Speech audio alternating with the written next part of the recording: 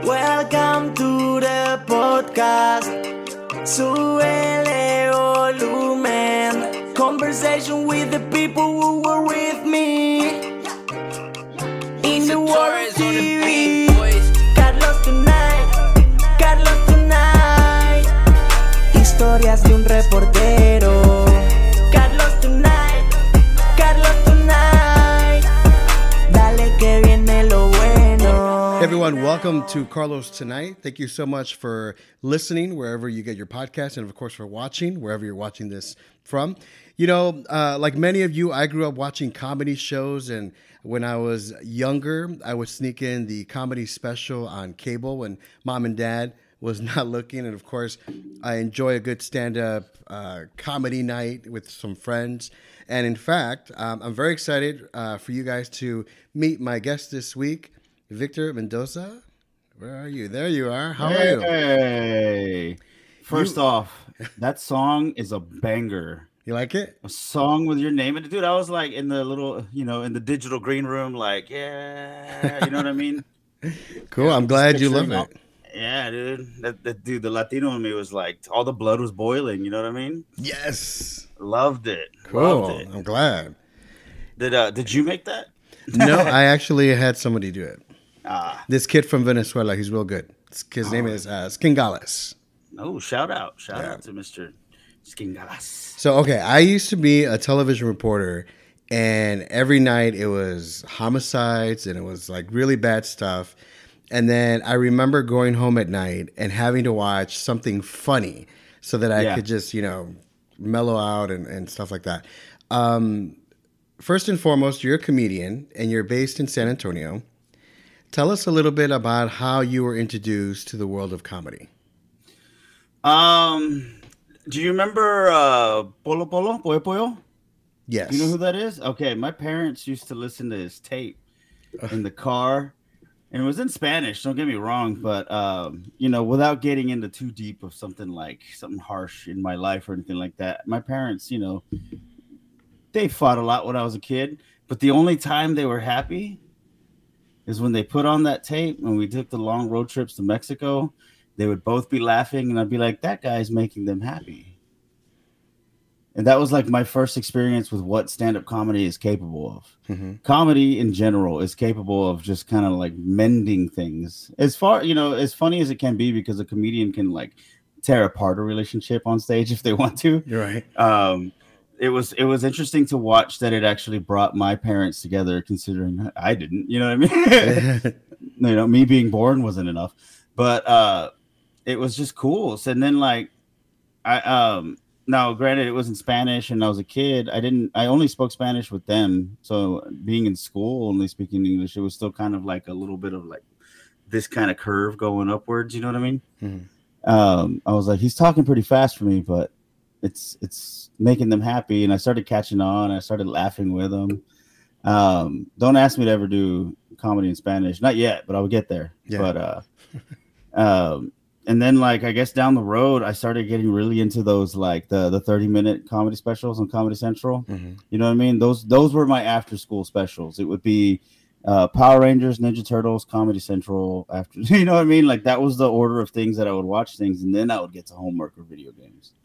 And I always just kind of love the fact that they're just up there and they're, whether it's their lives or their story, like they're up there and they're making people happy. Mm-hmm. And it looks easy, and then starting to do comedy and you're like, this isn't easy at all. Were you the class clown? Not at all, man. I was always either very quiet or I was kind of a bad student when it came to certain things, because I used to fall asleep in class a lot. Oh yeah.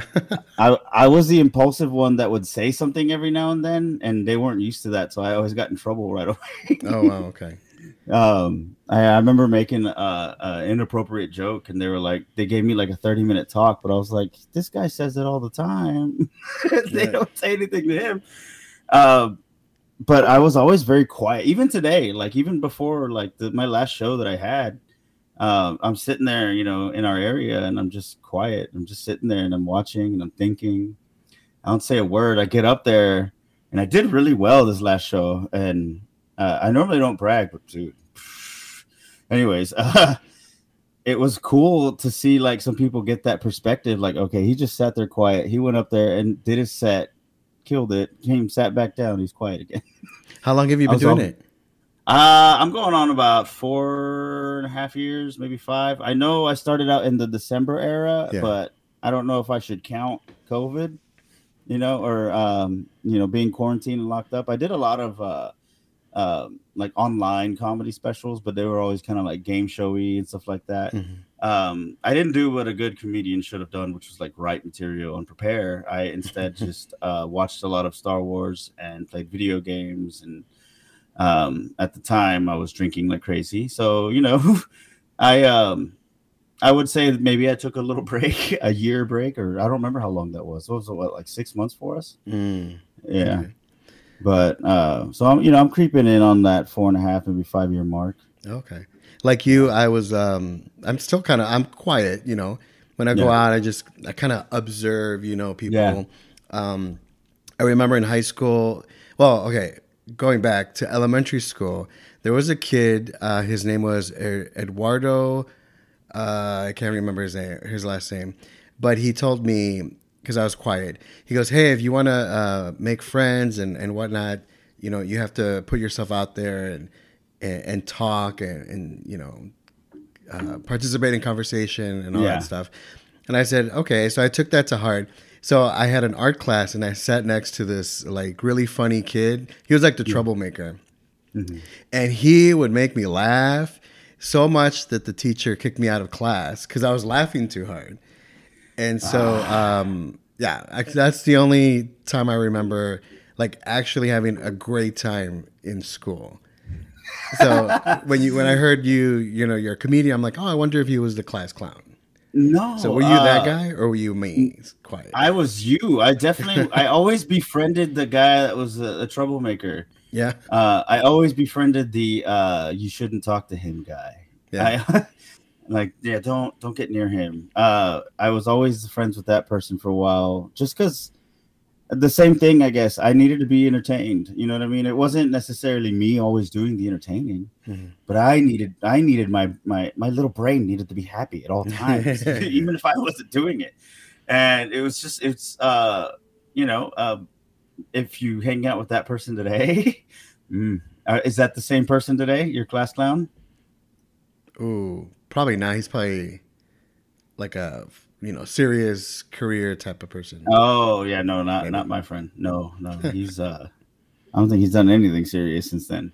To be honest, okay. No name. I'm not gonna give a name, but So when you're on stage, is there a science behind telling a good story? Yeah, absolutely. And I'm not even gonna say I figured it all out. Yeah. But I do like to break it down. I do like to break certain things down. And I have actually looked into so many different things when it comes to just the writing itself and then the performing. So just with the writing alone, comedians will always say, oh, man, I want to write about this, but I just don't know how to start it. And every time I hear something like that, I go, there's got to be a solution. So I started looking into how do bloggers always have a topic of the day, and how do novelists always be able to go from one end to the other in their stories, and how do other writers do it? There is material out there that comedians do. There's plenty of people that you can YouTube watch. There's books that are out there. And I recommend it. Do a class if you could find one. You know what I mean? And you'll be able to break down comedy structure, because there is a structure. You know what I mean? Like there is platform. There is a template, so to say, that you could follow that'll help you come up and generate material.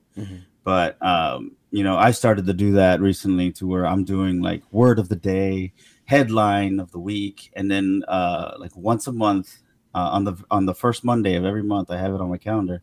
I find 5 things about myself. And that's where I get to this next subject, where it's the performance part. I started looking at how people do like their TED Talks and stuff like that. I know it's a way off type of thing, but it's public speaking. And in a sense, when you're a comedian that nobody knows, that's the thing about it, is that nobody knows who you are. So when you're trying to get out there and get people to get to know you, that's the topic. That's get them to get to know you. So your first thing is to make a connection with them and let them know that you're talking to them. Mm-hmm. So I have a couple jokes where I will make sure that it's me acknowledging the crowd. Mm-hmm. You know what I mean? And I'll say interesting things like, this is a good looking crowd. And then I'll say, I feel like that's kind of weird thing to say for an entertainer to do. You know what I mean? Like, this is a good looking crowd. To me, it sounds like, you guys are a good looking crowd. And it'll kind of get that, like, my acknowledgement to the crowd. From there, I do at least, a good 3/4 of the material about me. And it's punching down on myself, you know what I mean? And then I start to get just like a couple experiences about myself. And then towards that point, in that moment, then I could start sharing opinions, because you've gotten to get to know me. And my opinion actually has some sort of like influence on how it goes. So instead of going up there going, so I was dating this week, you know what I mean? Like, I feel like getting to know you is the best way to reach that connection with your audience and get that laughter out there, because it's easier to get to laugh with your friends than like some stranger going up to you and telling you jokes, which is what comedy is. Yeah. Like, yeah, you're expecting this comedian to, make you laugh, but there is a science to it, and it's get to know him. There is all kinds of stuff that they do in theater, which is kind of like psychologically based to make the audience feel like they're a part of the show. And I looked into a lot of that too. They actually, I got so interested in it that I was looking at how magicians trick the brain. Okay. Yeah. I look at all kinds of stuff like that. And so that, I mean, science behind comedy, absolutely. I always look for that, and I always look for new ways and different ways. I wouldn't say better, because I can't even tell which one's good. You know what I mean? 'Cause even then, with a good broken down science, I'll still have a bad set, and I'll be like, well, thanks for coming out to my TED Talk, guys. At least I practiced for that. You can follow me if you want to, either to my car or on Instagram. I remember when they used to have us go out into the community and host like fundraisers or community, events. And I remember looking up, Googling like jokes that I could tell on stage. And sometimes they would be great and people would laugh. And I remember, oh my God, thank God they laughed, Yeah. And then a couple of years ago, I did a fundraiser, and there was a bunch of like, I guess, high school kids in the back. And I remember, telling a joke or two, and people would laugh. And then somebody out there was like, "You suck." And I was like, I'm going to pretend I didn't hear that, and I'm going to keep going, But how do you handle hecklers out there? I've had some different experiences. I've had one where I always punch up afterwards. So if somebody's kind of like, if they give me like that, "you suck." Yeah. One of my favorite things to do right after that is kind of like, "Oh, dude, you have a nice voice."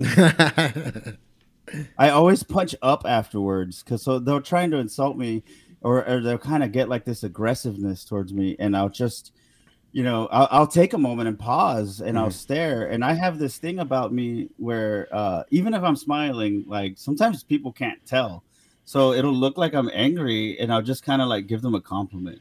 You know what I mean? I'm like, "Dude, you're real tall when you stand up." Or, I'll say something like that. Like, I remember I said something, and I had a lady, she gave me the middle finger. And I was like, "Oh my God, your nails are so nice." And it just, it may not be the biggest laugh, but it's a recovery regardless, Yeah, totally. I've had moments where some of them were like, "You're not funny," or "That joke isn't funny." And and sometimes I'll have to, go the same amount of energy, but just bounce back. You know what I mean? Right. So they'll say, "You're not funny." Well, neither is anything that you'll say. So let's just keep going. But that all kind of depends. You know what I mean?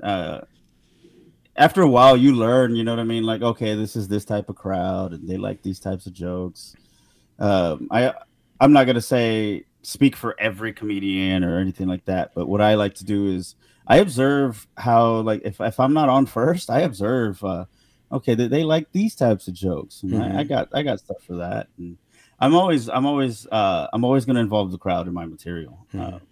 So after a set, do you go back and kind of write down, okay, this joke worked, this didn't work, let's update this? Oh, absolutely. Yeah. I've heard this from a comedian friend of mine. She's killing it in the game right now. Her name is Irma Ruiz. One of the things that she told me that stuck with me was your best joke is always going to be one of your oldest jokes.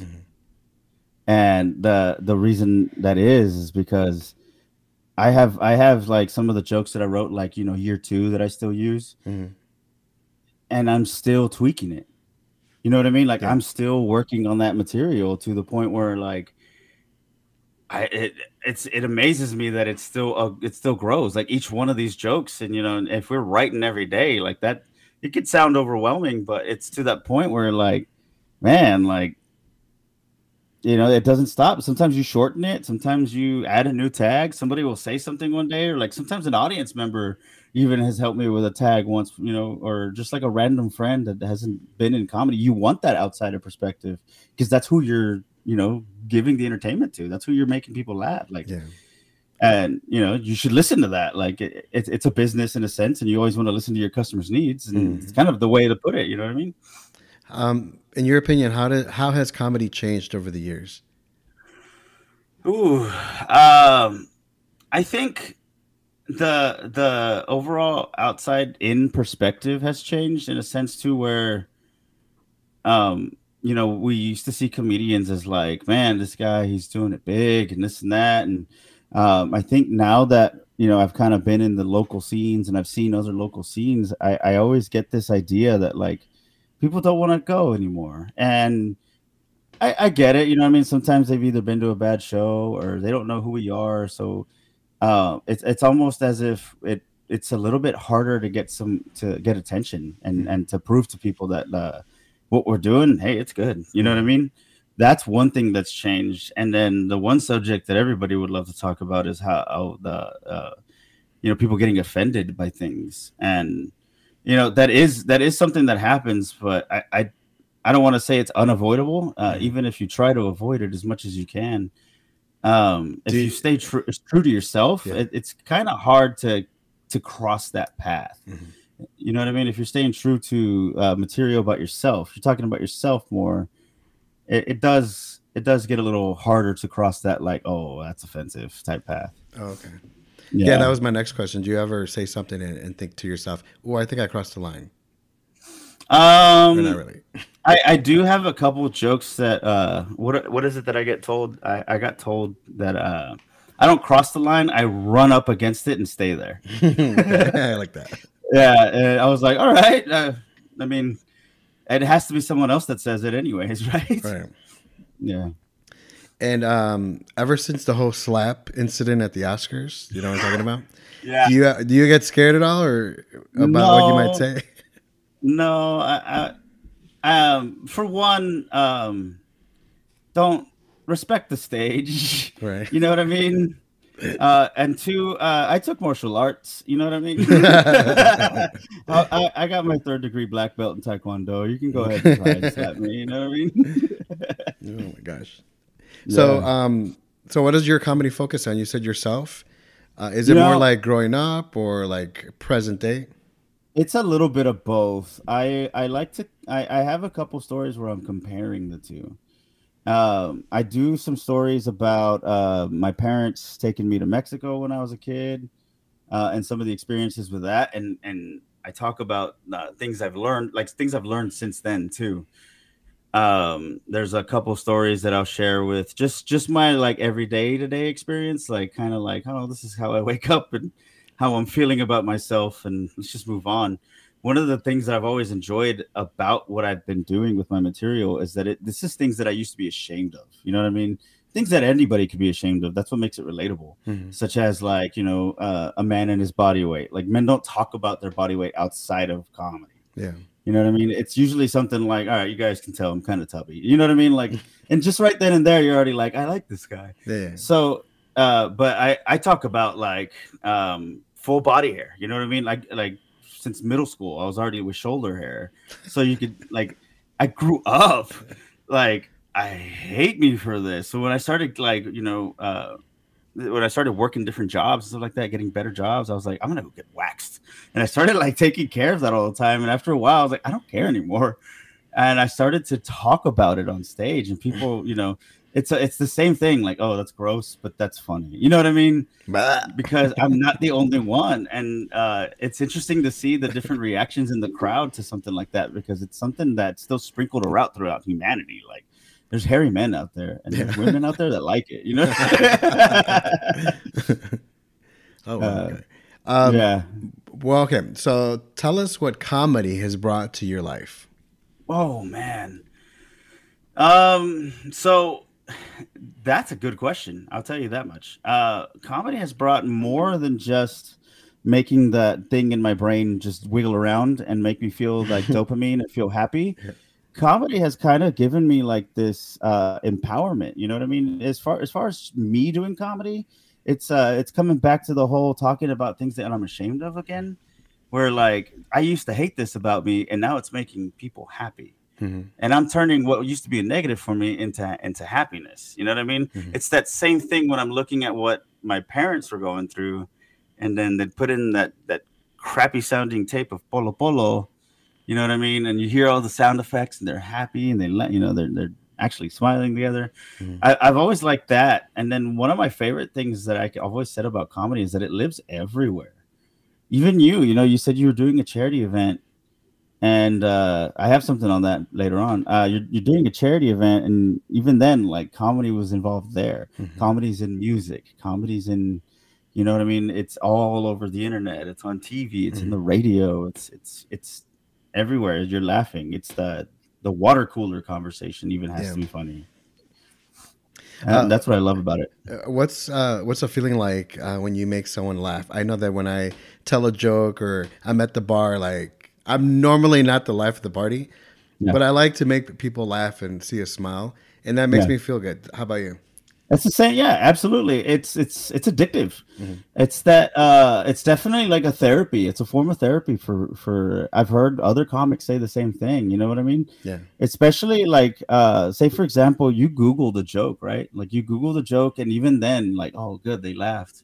Can imagine the feeling when it's something that you came up with? You know what I mean? Like from beginning to end, from putting the paper, putting pen to paper, or putting it in your phone as a note, and you talk about it. Because it was in your head, like that's a good feeling right there. And the downside of it is the higher you can go up, the harder you could fall. So like if you put in the work and then all of a sudden like it didn't go well, you want to scream into a pillow, and you know what I mean? And then I go home and eat a lot of sugar. Oh god, yeah. Gummy bears or what? That's funny. I do a joke. It's related to the body hair joke where I say I look like a gummy bear that you pick up from the carpet. But my go-to sugar, it's always something liquid. It's always a beverage. I always I like it cold and Red Bull-y. You know what I mean? It's got to be filled with Red Bull sugar. Oh yeah.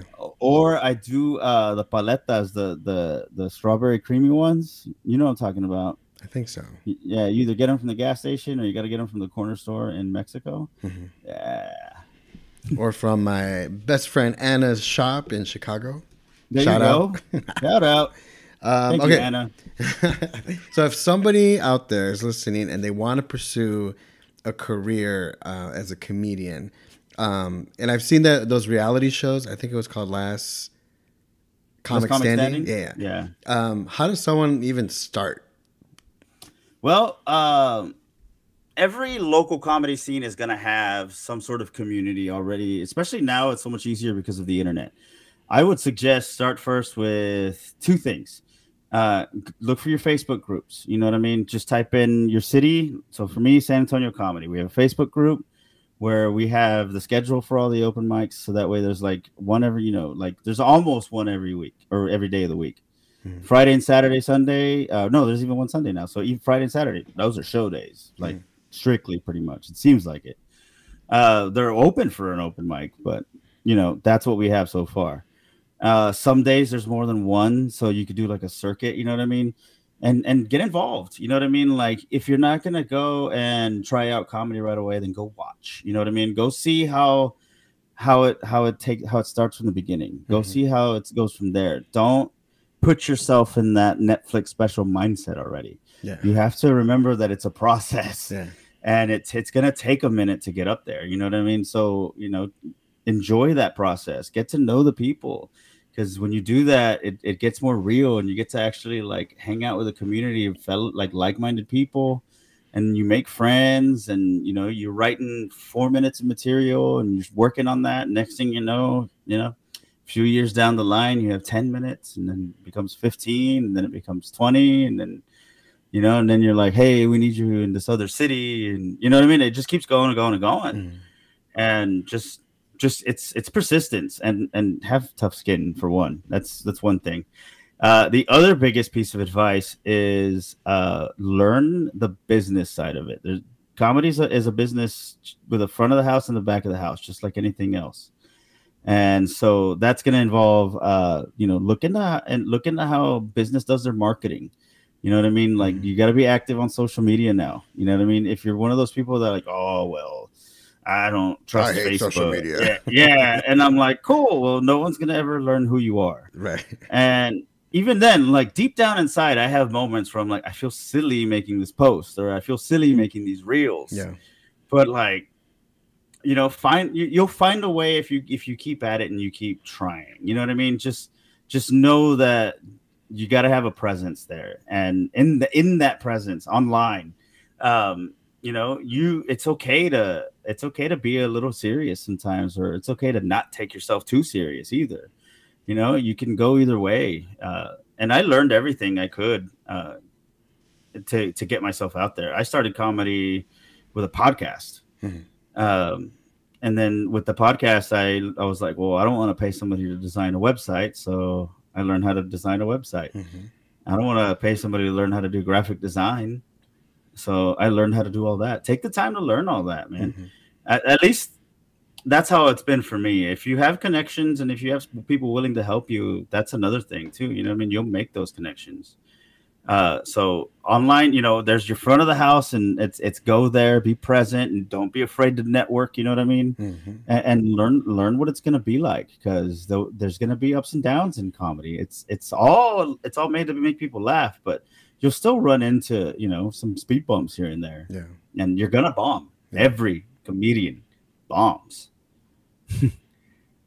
Before I ask you who your favorite comedian is, where can people find you and connect with you? And I know you have a lot of dates planned, right, in the San Antonio area. I got quite a bit, yeah. So favorite comedians, I have a few. that I like my go-tos. So I always started out with saying George Carlin. Oh yeah. Yeah. And some people don't. Unpopular opinion. It's not all of George Carlin. I liked how he was doing, in the later years before he passed. Yeah. And it was that, that careless energy where he's just gonna say whatever he wants and they're gonna love it.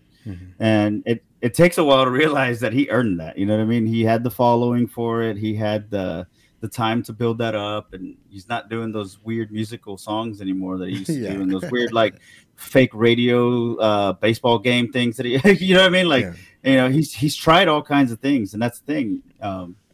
And then this will start getting obscure, but Wyatt Cenac, I really like. I like comics for their cadence and the cleverness and stuff like that. I always look for really, really clever writing. Kyle Kinane is one of my favorites because he's got this he's got this doesn't really care to be up there energy, and it's so it's comforting to watch and listen to, because he kind of just reminds you of like that cool uncle that knows how to do everything in the woods. And then where to find me? Well, let's see. If you're gonna look for me at all, I put my at Vic Mendoza. That's my tag on Facebook, Instagram, TikTok. And I'm always posting shows and information about shows on there. And, that's got the link to my website. You can always look at my calendar there. Coming up next, I'm at a place called Tank's Pizza. It's a pizza place. Don't get me wrong, but this place sells out shows. Yeah. And it's got a lot of people. Yeah. And the performers that we get, the comics that we get they're top-notch comics. So I'll be there on the 20th, That's 8 cool. o'clock. Yeah, and then from there I'll be in Corpus twice, actually, on the 22nd and then on the 25th. Nice. So, Okay. Yeah. Cool. And I'll be posting all that stuff in the show notes so people know. Absolutely. Thank you. No problem. My favorite comedian, I sometimes YouTube Don Rickles. Do you remember? Oh, the roasts. Yes. He did a roast with, yeah. what was his name? Martin Scorsese, I believe. Mm-hmm. And just the things that were coming out of his mouth, I was like, what? He got away with that? But back in the day, it was different. Right? The nerve. You know, like I said, it's okay to still kind of go for that type of material. I do quite a bit of roast too. Yeah. So I also do private gigs and corporate gigs too, right? And you know, one of the things I get asked to do most often is, can you roast my boss? So I think the last time it was a tech company, right? Yeah. And the owner, he owns several businesses and he's got like a yacht club and all this stuff. And I was like, say no more. I got this.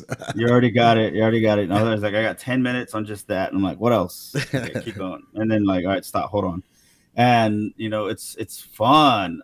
Birthdays, you know what I mean? When a comic wants to do a roast for their birthday, I've done quite a few of those too. And those are, because there's that now that the public is involved now, not just like and it's funny because sometimes they don't even know who we are and they're like, they're just insulting each other. Nice. Yeah. And I'm sure when people are drinking, it gets even. Oh yeah, man. People love talking mess, man. People love it when others talk mess around each other. Like, you know, when like a couple's fighting to the table next to you, you're like, it's one of those, I'm glad it's not me, but that's kind of funny situation. Yeah. Hate to be them. No. Yeah. Cool. All right, Vic. Thanks so much for joining me. Continued success, and God bless you. Yeah, thank you, man. Carlos, man, I love this, by the way. Thank you for having me on. And that's all the time we have. Thanks so much for watching and for listening to this episode of Carlos Tonight. It was written and produced by yours truly, Carlos Correa. My theme by Sken, Galis. Remember, you can check out my website at carlostonight.com. There you'll find more information on the podcast, the upcoming guests, and check out past episodes. That's carlostonight.com. Carlos Tonight, dale que viene lo